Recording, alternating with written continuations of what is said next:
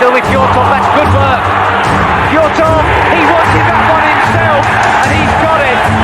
My goal all the way, says yes, Fjørtoft.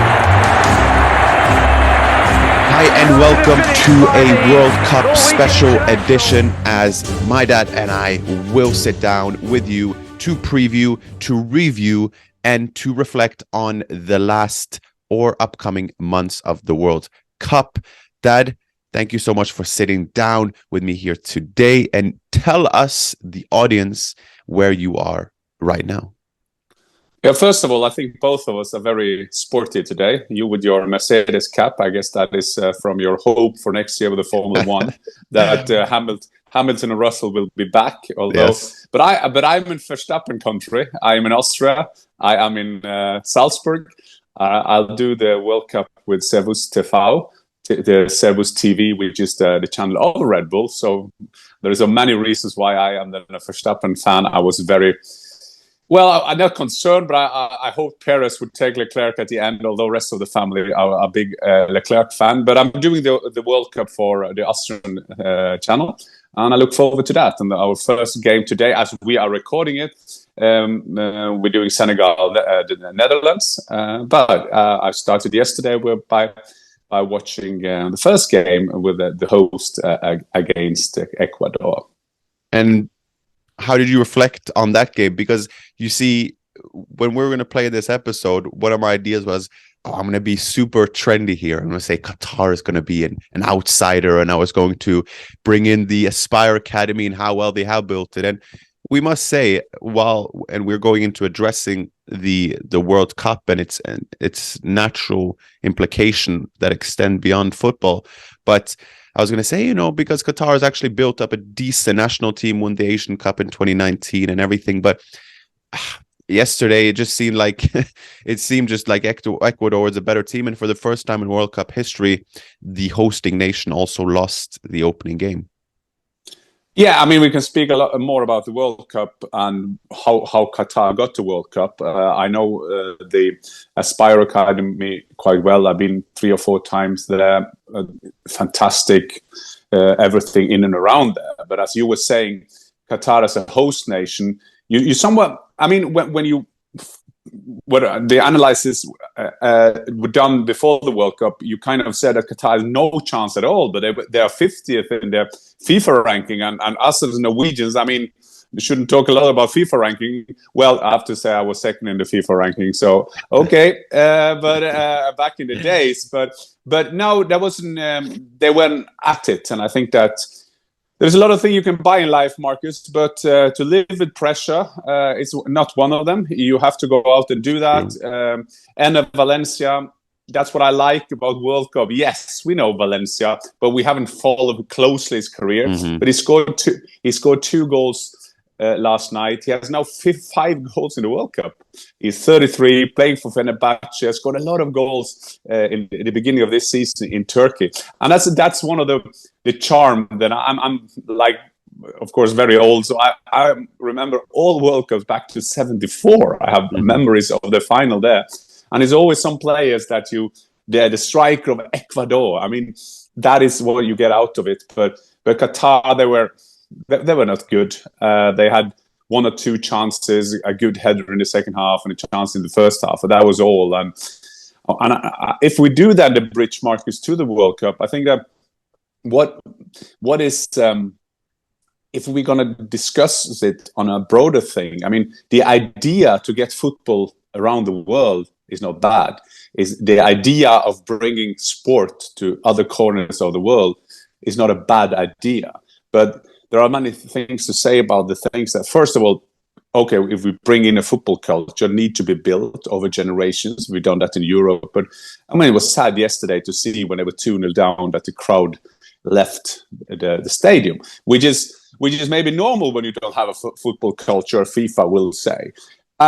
My criticism of this World Cup goes more on FIFA than on Qatar. But Qatar is Qatar. We know that in this region, there are values, there are laws, there are punishment that we don't like. It's so far away from what we do. And as a lot of sports events go to countries like this. There are reasons for that. It's talking about money, talking about this, talking about that. But I criticize FIFA because FIFA in 2010, when they gave it to Qatar, more or less everybody, that committee is either out for corruption or they went to prison and so on and so on. So that the FIFA has not managed to use this World Cup to unite people. I mean, you know that, Marcus. You know me since all your life, of course. And you know that I wake up every morning and say that football and sport can change the world. I honestly do. I think that the best thing in life is to be in a dressing room. I think that in a dressing room, doesn't matter which political view you have, doesn't matter which religion you're in, it doesn't matter the color skin, it doesn't matter, because football and sport should unite. What we have now is we have football leaders that divide, and that is so wrong, because football should be the total different things. So say that we came together in Qatar, or we came together in another country and used that tournament to unite people.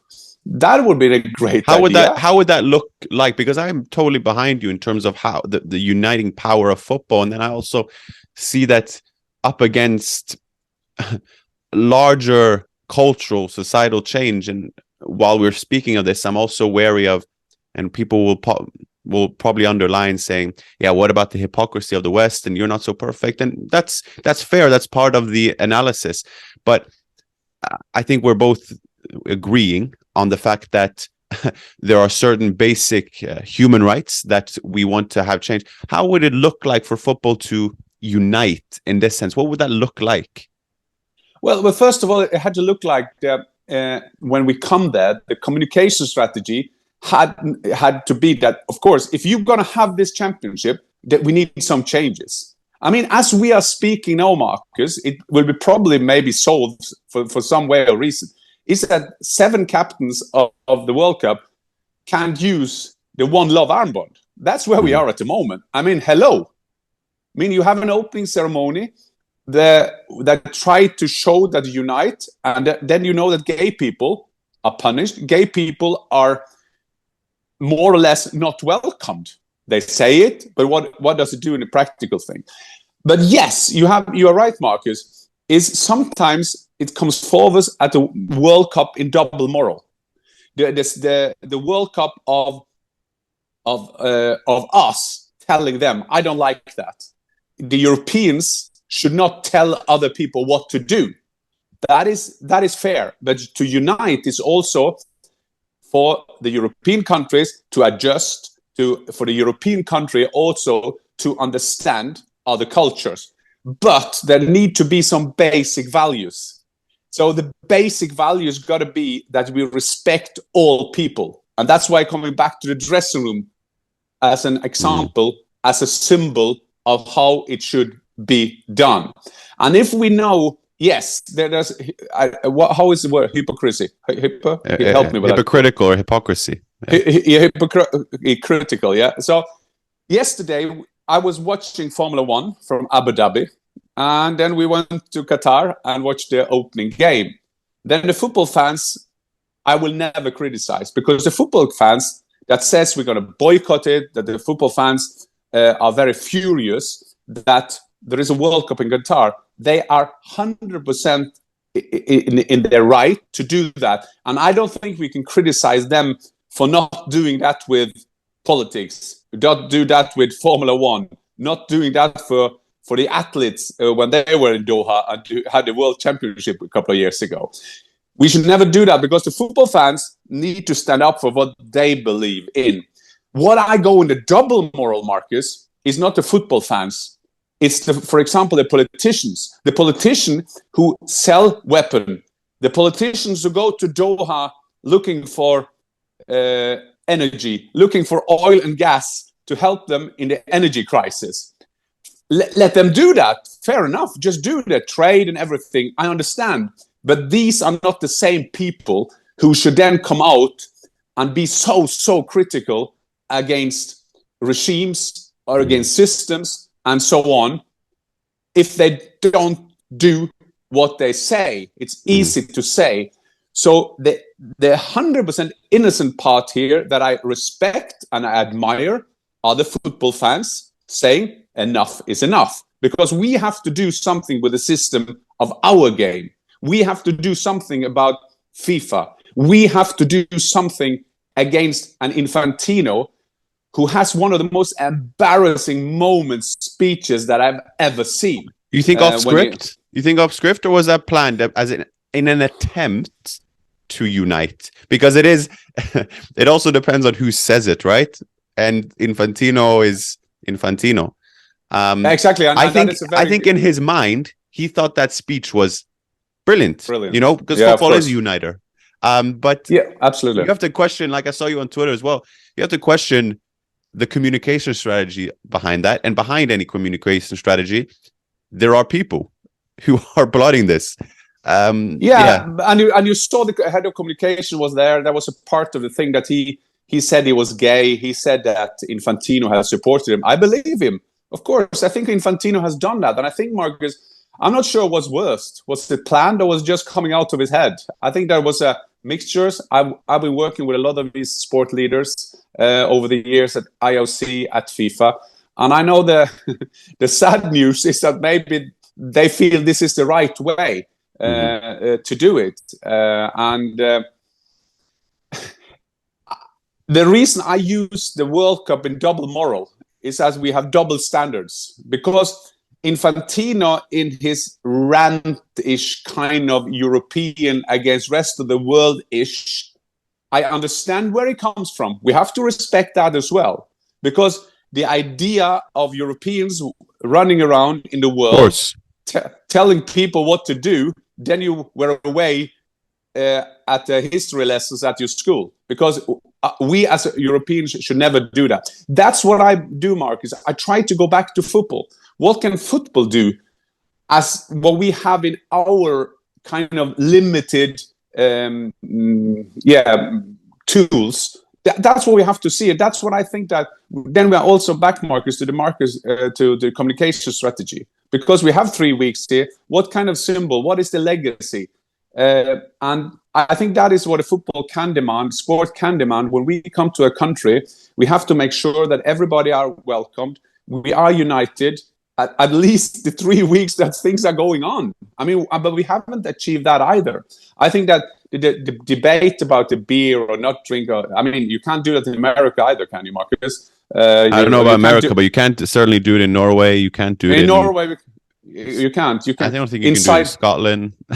No. Okay, the different reason for the Scots not doing it. But I think that is not a big thing. At least football got to show. Football can change the world, but we can't expect them to change the world, because football, our sport, we don't have all the tools. We can take down a regime, we can change the system, but we can make sure that football is united. That we have to show that everybody feel welcome on a football pitch. We can have an event, and that is up to us. That we can have an event that like gay people and this they don't feel welcome, but they don't feel that it's a fear going there. That is all we can do. We can do the jobs of the politicians, but we can do what football can do. So I think that the criticism on this got to go to FIFA for choosing Qatar. Not that an idea to have World Cups, Olympics, that could change the kind of society conversation. Of course it can, but then we have to make sure that we are a good example.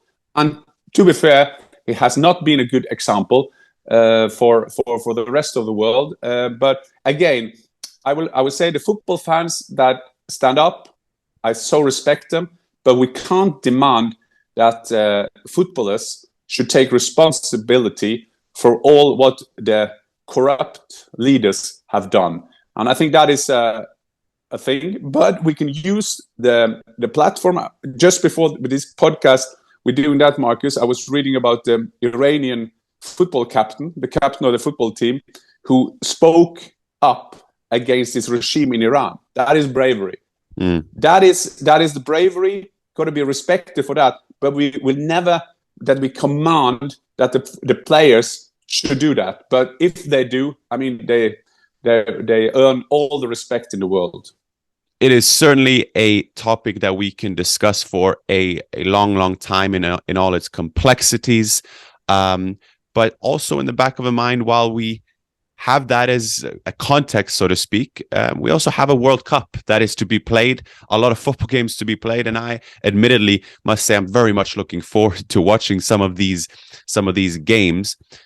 Before we predict what we think will be the winners, the top scorers, the surprises, the surprise exits, you've played a World Cup, Dad, which not many people can boast about. US 1994, the great year I was born as well. And I was there, incidentally, for just a few months old. But you played a World Cup, Dad, which is, when I get older, like the cooler that sounds. How was the general experience for you playing a World Cup?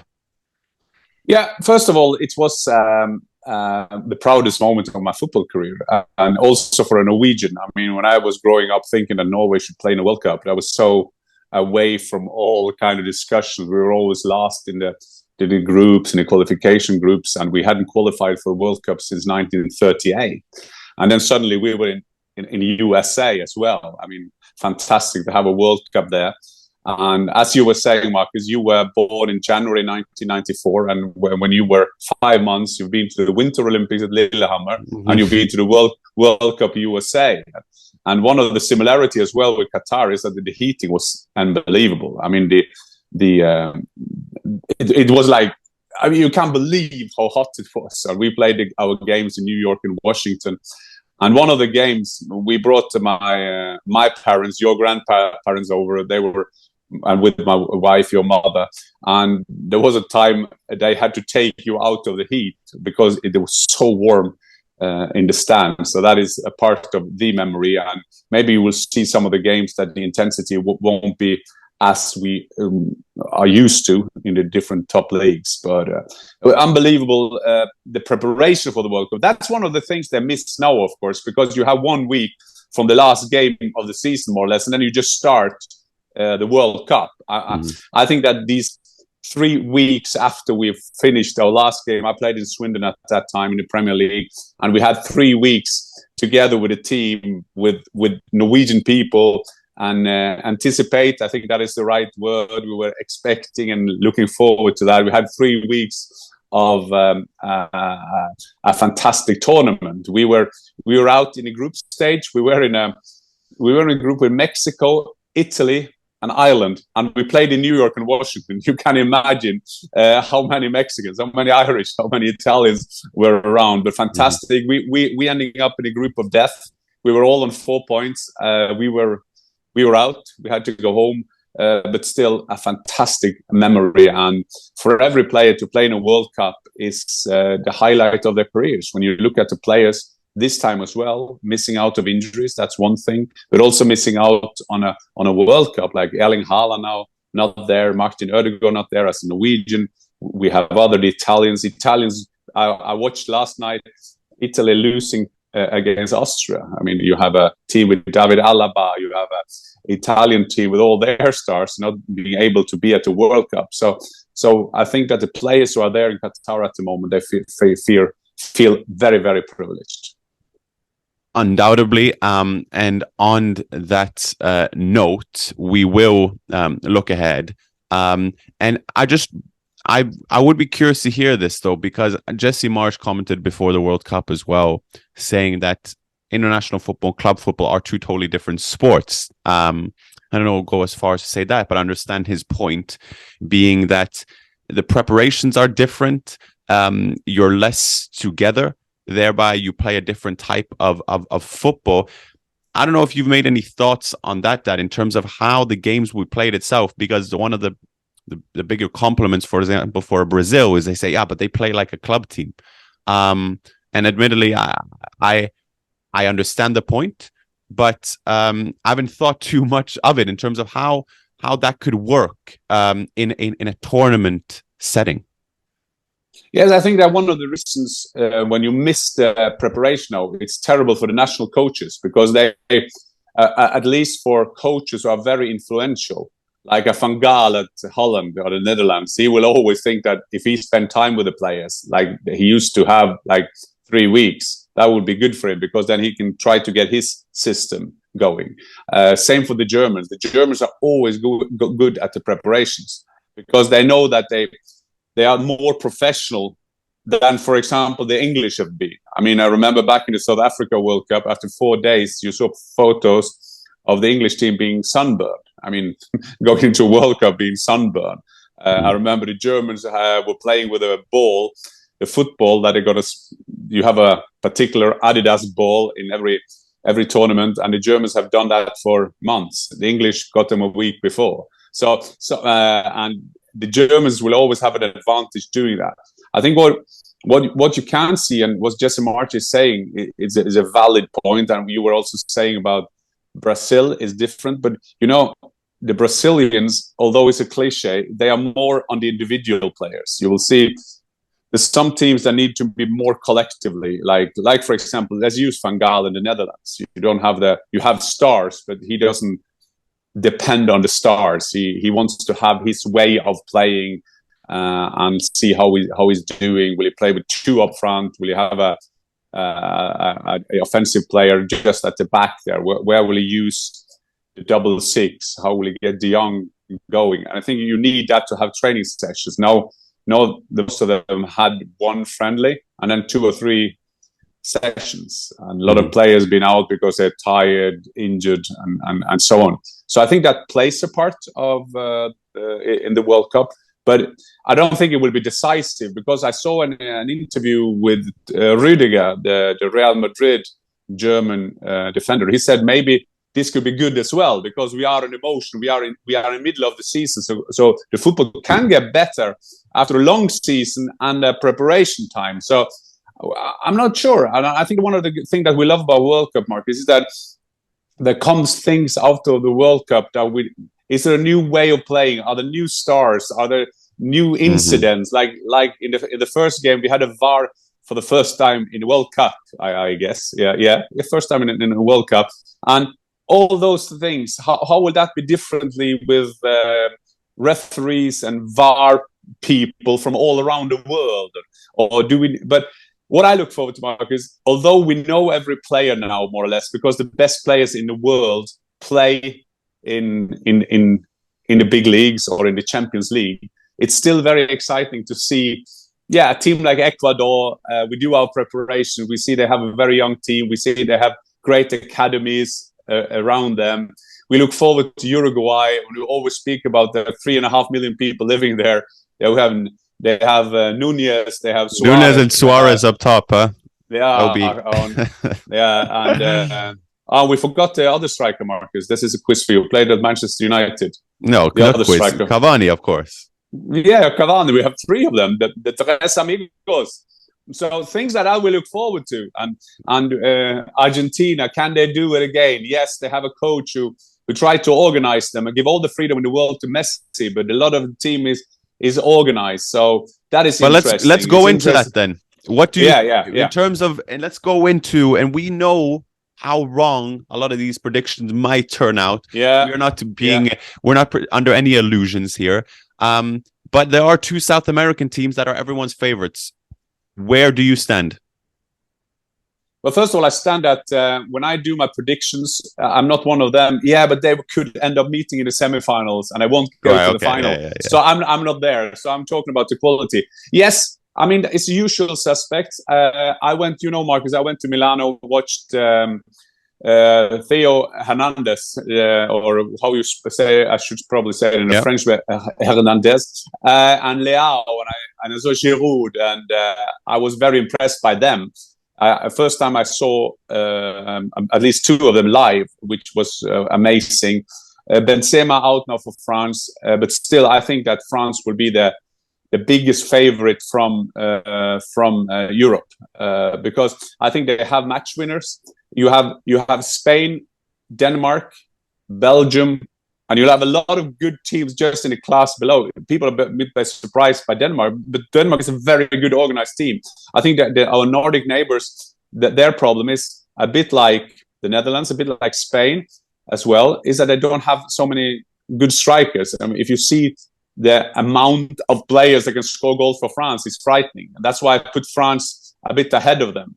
I think Van Gaal is an old fox, and he will find a way for them. The golden generation of Belgium and so on and so on. But I think it goes down to match winners, go down to goal scorers. Just see in the group stage now, it's going to be so close. And one of the reasons I've kept two teams out, and Marcus, you'll be noting that, because when I grew up, Norway was never at the World Cup, so I always supported Germany and England. But I think that Germany and England can be two of the negative surprises at this World Cup. And one of the reasons, see Germany, they don't have a number 9, they don't have a goal scorer, they have got a great team. There are so many good players in and around going forward. And then they have Neuer at the back, they have Rudiger and so on. But I still think in the group stage, it's easier to make that little mistake. I mean, see Germany playing the first game as Japan. Well, if there is a draw there is a lot of Bundesliga players in that Japan team. Everything can happen. And then it's decisive who will score you the goals for you. You see, Marcus, that the Netherlands, I was reading about Van Gaal, he has taken on Van Gaal. Remember, this is the guy who got Tim Krul in goal because he was the best penalty taker, and he changed that, and that was a revolutionary. But Van Gaal, the old fox, he's saying that if we get through the group stage, penalty can decide everything, for example. Mm-hmm. So let's try to minimize the small minor details.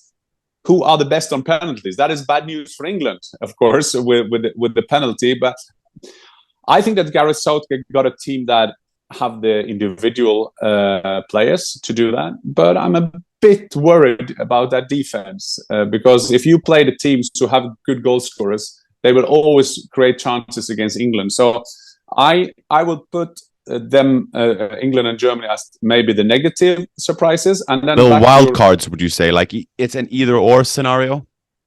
Yeah, somehow, but I think that one of them will slip, and I say that also because I do support them at this World Cup as I've done since 1974.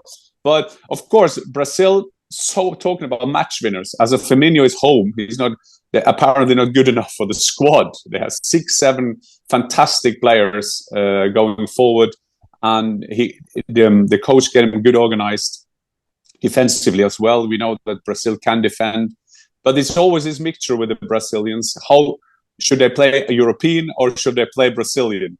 But I think that we've seen Neymar, that is a World Cup season for him. He's been good in France, scoring goals, doing assists. I think that he knows that this is his big chance to win the World Cup.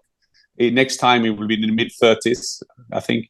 And so Neymar is looking good. And I will start with my prediction for the top scorer at the tournament. I think it's going to be Neymar. Do you think Neymar? And Neymar has had a fantastic season, Dad. And I think part of, I love watching Neymar play, because I think he's an incredible entertainer. The frustrating bit, and I think a lot of people can relate, is the consistency. Now, consistency is the marker of what it makes the difference, arguably, I'd say, between him and Messi and Ronaldo, is the fact that they can perform year on year on year. And that's a part of talent, I'd say, right? Because it's part of preparing, being ready for every season. Neymar, it is, you could say what you want, but it is World Cup season. Neymar has decided to turn up properly and had a fantastic season so far for PSG. He's going to beat Pele's record, maybe even during the World Cup, if your predictions come true, that he becomes top scorer.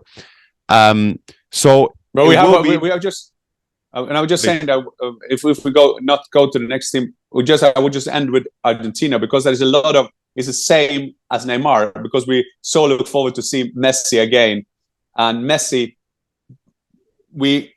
Argentina as well, very good organized. But it's the same as you saying, Marcus. You so look forward to see Messi, and you so look forward to see Neymar. That is what World Cup is all about. Mm-hmm. But you somehow feel that it's easier to give all the freedom in the world to Messi than to Neymar. Mm-hmm. is that thing around? But I think you're right. He's turned up as a proper Neymar. I think that he will go into history as one of the best, but we will always say there were 10 to 20% of his skill that never came out somehow, because at his best he is amazing. He's amazing. Yeah, he is incredible. And it would be something beautiful to see Messi go the way. I think part of the predictions are valid. I think also a lot of people just want to see Messi lift the trophy in his 5th World Cup. Let's counter that talking about the greats. You said runner-up Neymar. You said winner would be France. Quick one. I think France will be the surprise exit. I think they're gonna. I think they're going to. Well, a team seldomly wins back-to-back World Cups. I think it was remind me, it was Italy have done it, and which is the other one? Brazil, is it? Brazil, yeah. Brazil, right. So, and I think with injuries and unfortunately with Benzema out, I think they will do okay, but not as good as everyone hoped. But then also from a surprise exit standpoint, I'm not so sure about Portugal, Dad, and Ronaldo and all this talk. And we have to kind of address in the context of that explosive interview with Piers Morgan as well. And with Ronaldo, and I don't want to make this a Ronaldo longer segment, but he is not the player he once was. I love Ronaldo. I think you love Ronaldo as well. But I'm not so sure about Portugal. I think they have a great team, but it will be interesting to see how they fare. Yeah, but I think it's differently when we're going into the World Cup now as we're speaking, because Portugal now, because of this Cristiano Ronaldo interview, a lot of people criticism going his way. But still, you got a feeling that is so typical Ronaldo now to score 3-4 goals at the World Cup. And as you were saying, in nearly every position in that team, they have quality players. There's so many potential match winners. They have the experience of the World Cup, winning the Euros, and so they are more in a challenger position now, and I think that suits Portugal. They have everything to win, and I think Cristiano Ronaldo is desperate now to make sure that Piers Morgan is right, that he is the greatest of them all, and it will probably, although you never know, but by Cristiano Ronaldo, it's probably his last World Cup, and he can't be over 40. But by doing that, so I think that it is the chance, the last chance, maybe to see Neymar, Messi, Cristiano Ronaldo. So imagine that. Yeah, and I think Cristiano Ronaldo has put himself in a challenge position now, and I think that would suit him, because a lot of the Portuguese, you can say whatever, he's not the player he used to be, because the football you can't hide. So his interview can be as good as it will, his arguments can be as valid or invalid as they will, but you can't hide on a football pitch. And Cristiano Ronaldo hasn't been good enough this season. Finished, fertig, period. Yeah. And Ten Hag has the right not to play him also. And I think that is the main thing that you can't hide. And Cristiano Ronaldo then got to show them at this World Cup. I mean, that is the best way he can now bounce back, is to do well at the World Cup. So I'm not so sure about Portugal. I'm not so sure about Cristiano Ronaldo, because I think they've put themselves in a challenge position. But I was just thinking, imagine walking out of that PSG dressing room, Neymar, Mbappe, and Messi. And there's a big chance that one of them will bring the trophy home. Mm-hmm. I mean, they've been the 3 favorites. So it's amazing what kind of team the PSG has put together. And it's also amazing that at this World Cup, it's quite open, because there is this rule about European teams playing in South America, and it's the South Americans playing in Europe. But this is a more neutral ground. It's warm. It's the heat. Is that a disadvantage for the Europeans or South America? It could be cold in South America as well. So it's not easy to predict these kind of things.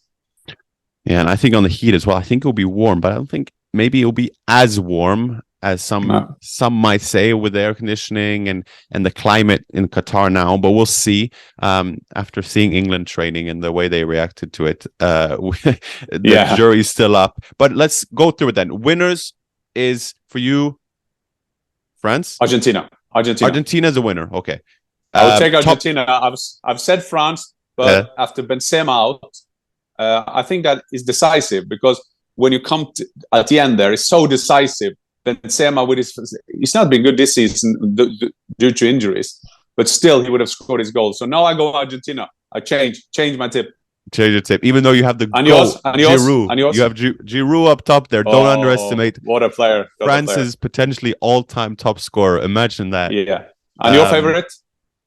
My favorite, I'm wary of falling into the loop of what everyone else says. I will go for Brazil, but I'm not so sure. Okay. If that counts as a prediction. Thanks, Marcus. No, but I have my outsiders. But let's go this. Winner for me, Brazil. You say Argentina. That's fair. Top scorer, you say Neymar. Yeah. Yeah, see, I had Neymar as well. But let's just say for the sake of... Now you say Neymar. No. Yeah, I think Neymar. I think him and Brazil is just... He's different. Okay. And then the player of the tournament. Messi. The sad thing predicting that is that Messi got the player of the tournament when Germany won the World Cup. Yeah, that was a bit embarrassing that time in Brazil when he got that, because first of all I didn't feel it wasn't that good when he walked over there. That was like a legend or a goat or whatever. I get in that trophy. I don't think he liked that.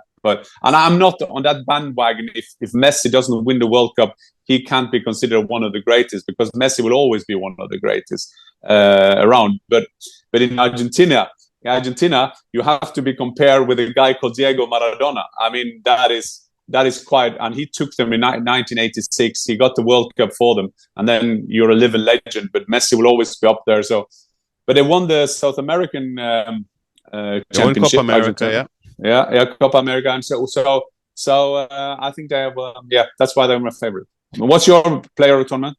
I have to go. I'm a big Neymar believer this tournament. You go Neymar this time as well. Yeah, top scorer warrants a man MVP.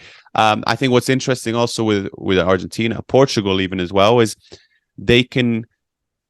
I think they are dependent on them, but not as much. I think they're part of a collective. They can thrive within that larger team. I think that will benefit players like Messi and Ronaldo, even, who I'd love to have a good tournament. But on that, then, what would be your surprise team of the surprise team of the tournament, and then the surprise exit, the team that would go out before we thought? I was a surprise exit, Germany. And okay. We have to address it, Dad, with the German football podcast in mind. Why Germany? Because they will lack a striker, and I've seen so many friendly games. Don't put this in the headline of the podcast, because then we will lose a lot of viewers. But I'm afraid that Germany doesn't have enough match winners. Yes, they have match winner in Leroy Sané, in Serge Gnabry, and those kind of things. Müller. But I missed the number 9. Yes, Fulkrug, he came in against Oman, Marcus, our favorite, and he scored as well. He'd been out with he had a flu, but he's back in training. So hope. But when talking about early exit, Marcus, I'm not talking about they go out of the group stage, but you say earlier than we think, because the standard of the Germans would be to win the World Cup. The standard of the Germans would be at least get to the semi-final. They had a terrible World Cup in Russia. That was South Korea. They couldn't get over South Korea in the last game of that tournament. So I think that early exit is really the surprise. Early exit is based on the standard of Germany, of course. Can I counter that? I'm like, and this sounds absurd, because the all-time top scorer in the World Cup is German, Miroslav Klose. Yeah. Having said that, Germany's never had, like, at least in my living age, a pronounced number 9, if you understand what I'm saying. Like, yes, that argument has been used against them before. Do you think, because they've been decently strong under Hansi Flick as well? Yeah, decently, but they haven't been convincing enough. So I think that the early exits for me, I define that as not going all the way. But they had Mario Gomez. They had him after Klose, and maybe you can say that he was after that. But somehow all the strikers in Germany have been foreigners. Mm-hmm. So that has been a problem for them. A lot of good players going forward, of course, with but they are quite similar. They're a kind of similar kind of players. Müller has been injured before this World Cup. He's now training. I guess he will be in the starting lineup because you need him there. But so one of them, and the other early exit could be England, also based on the standards of England. Remember, Gareth Southgate has been the most successful national coach since Sir Bobby Robson. In 1990s, you may say they lost in a penalty shootout, but he's been a Euro final. Although the Euro final in England, playing all your games in Wembley, I don't think that can give them confidence going into this World Cup.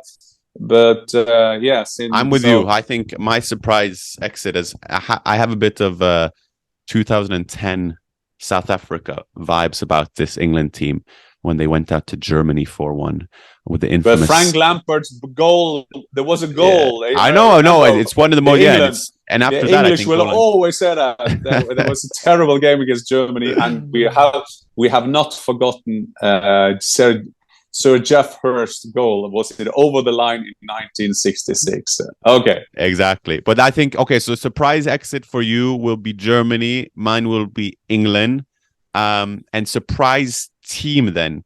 And it's also relative in terms of how, if they're getting further than people expect. For me, I'll set the tone. I think you can see in both ways. I think, for example, a surprise team, I think will be a Spain, and that's absurd, right? But yeah. I think they come in with not that much expectations, not pronounced stars, some players that don't even play regularly for their club team.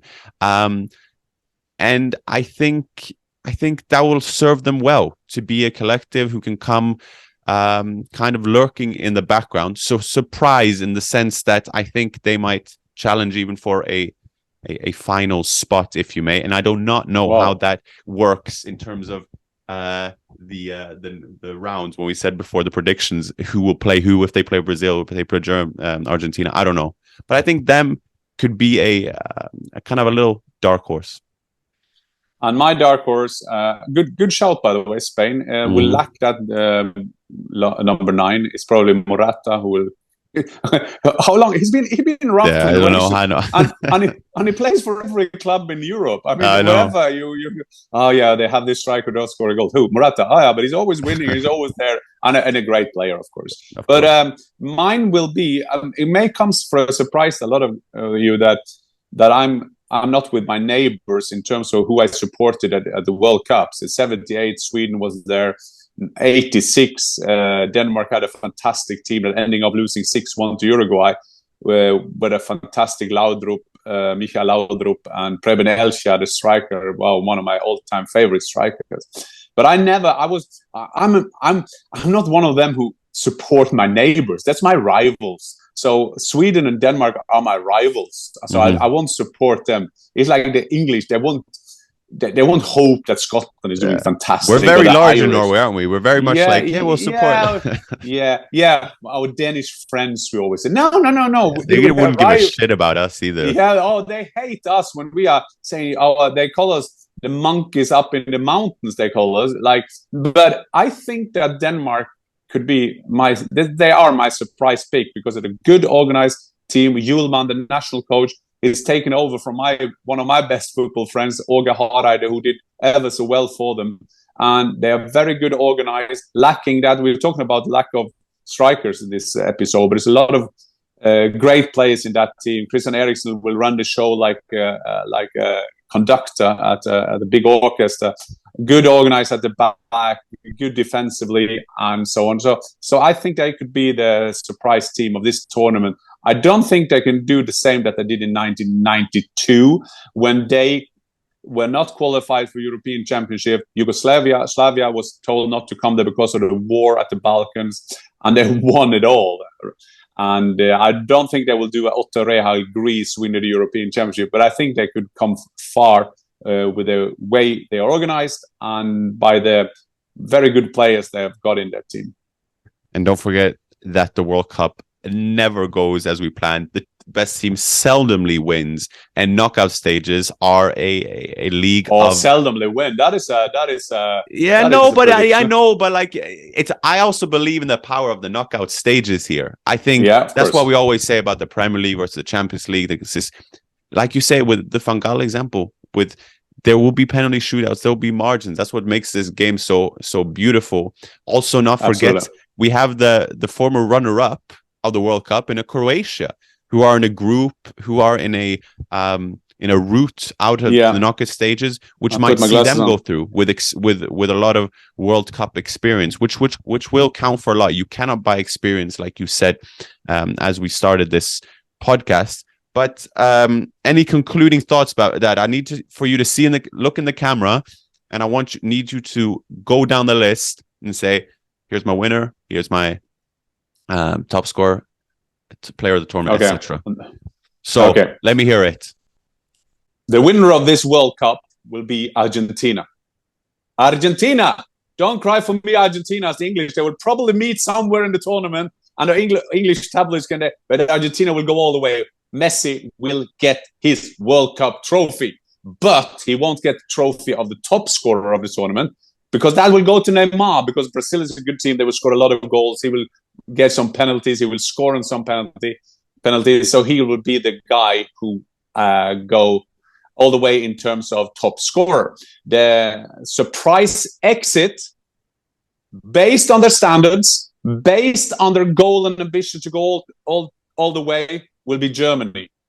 Oh, I feel sorry to say that, because I want the Germans to do so well, but I'm not sure that I will go so far as they think. So that will be my surprise exit. And the surprise going further than we all think of trophy will be Denmark, our neighbors Denmark.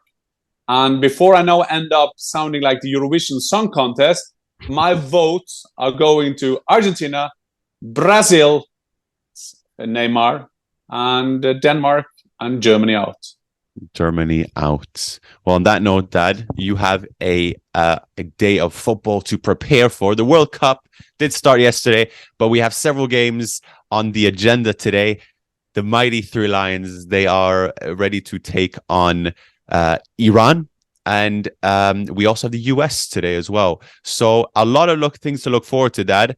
I will keep those predictions ready in the back of my pocket, just to potentially confirm or disconfirm your predictions, and we'll see what the other people have to say about it as well.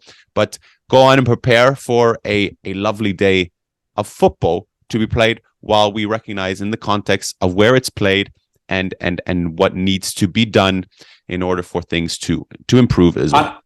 And I won't be one of those coward pundits who says, but this podcast will be later, and then people know the right thing. So when we are doing this 2.5 before England will play. And I say that will going to be a tight game. I don't think that England will be convincing in that first game. It will probably be somehow on a header for Harry Kane or a penalty. Or a Harry Maguire even. Harry Maguire will probably shoot with his left foot from 30 yards in goal. But and when you listen to this, you can all say, and give me a note on our YouTube channel or send me a tweet, Jan, you were false. But we are not the podcast who got away from the predictions. So that's what we say, that the negative surprise could be Germany. Never do that on the German football podcast, but we just did. Exactly. Amen. Some inspirational words to end the podcast. That get ready for the games, and then we will be back soon with a review and potentially a preview before we get off on the knockout stages even too.